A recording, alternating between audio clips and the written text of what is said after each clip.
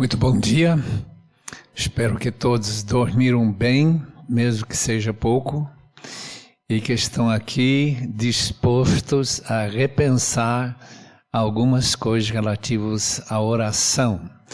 Entre esses mandamentos embutidos na palavra de Deus, Lucas, que mais fala sobre oração do que os outros evangelistas, fala sobre a necessidade de nós orarmos nessa parábola de Lucas 18, uma parábola da viúva persistente.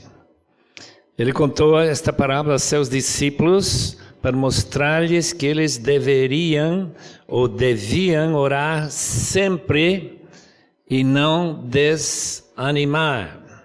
O apóstolo Paulo colocou de uma outra forma quando ele diz orar sem cessar.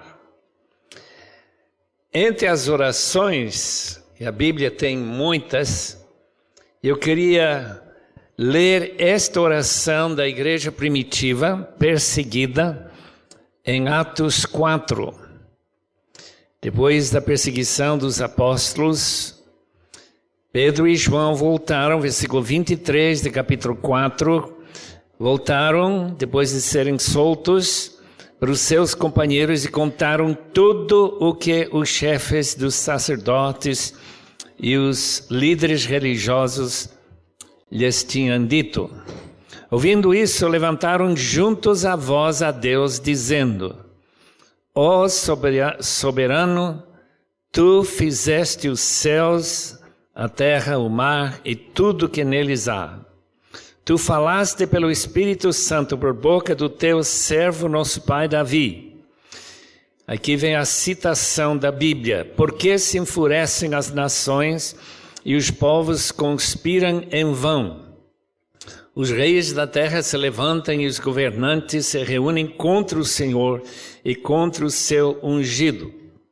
De fato, Herodes e Pôncio Pilatos reuniram-se com os gentios e com o povo de Israel nesta cidade para conspirar contra o teu santo servo Jesus, a quem ungiste.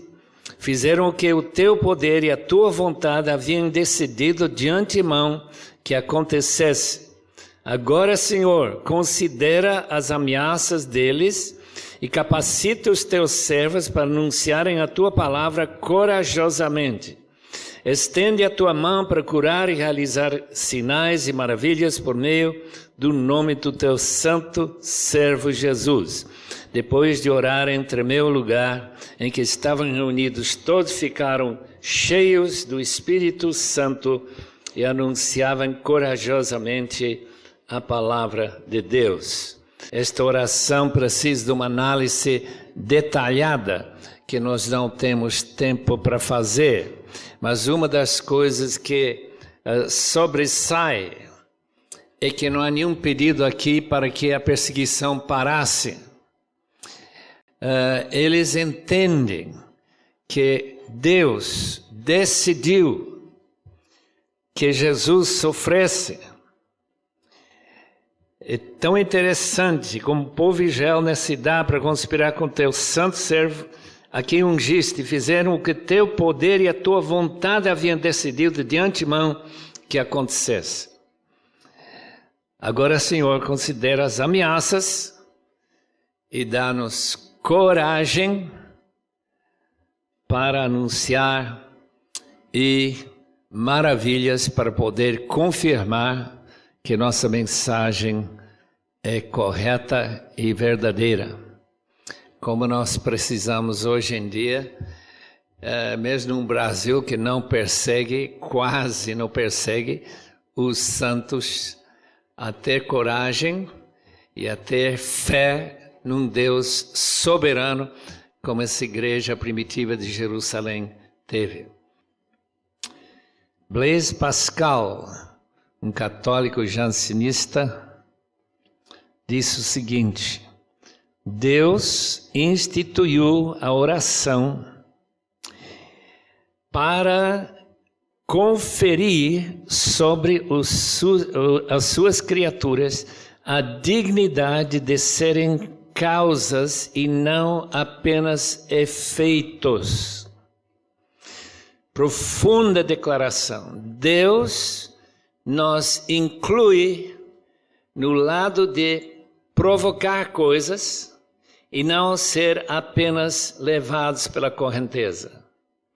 Essa é de Gordon. A maior coisa que qualquer pessoa pode fazer para Deus e pelos homens é orar.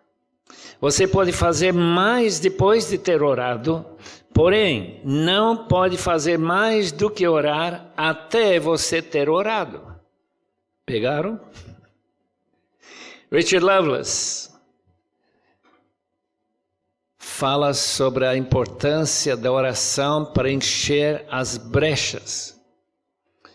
Moisés preservou a nação através da sua intercessão, segundo Êxodo, capítulo 32, Neemias, ora pela nação.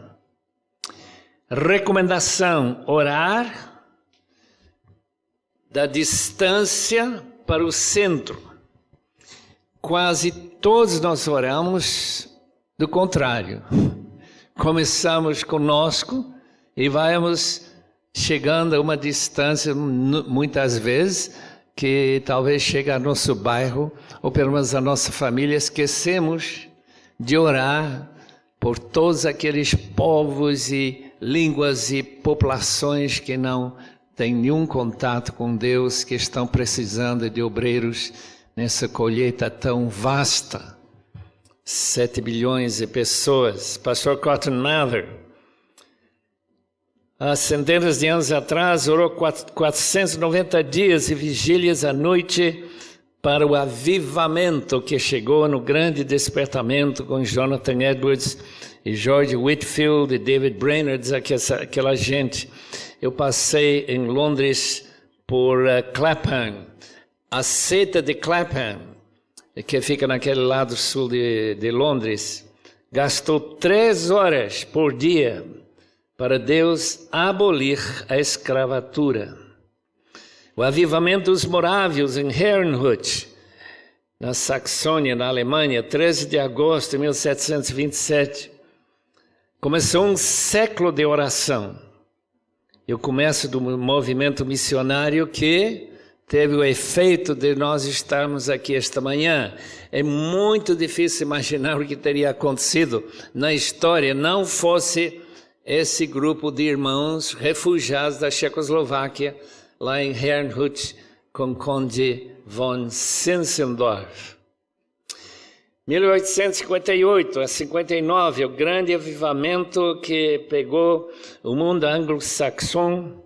Jeremias Lanphier, naquela velha igreja chamada Old Dutch, em Brooklyn, Nova York. Coloque 2, 3 cadeiras para orar a meio-dia. E esse movimento começou a crescer e crescer até cidades nessa região ficaram tomados, e um francês que fazia turismo na América disse: parece que toda a América é uma reunião de oração. Imagina o Brasil tornar isso, meus irmãos. Todo o Brasil se tornar uma extensa reunião de oração. O avivamento chegou e milhares e milhares de pessoas chegaram a conhecer ao nosso Senhor Jesus. Os coreanos foram marcados pelos cultos de oração cedo de manhã, 5 da manhã, enchendo a igreja. Depois, novamente, às 6 da manhã. Peter Wagner afirma que os pastores coreanos oram pelo menos 1 hora por dia.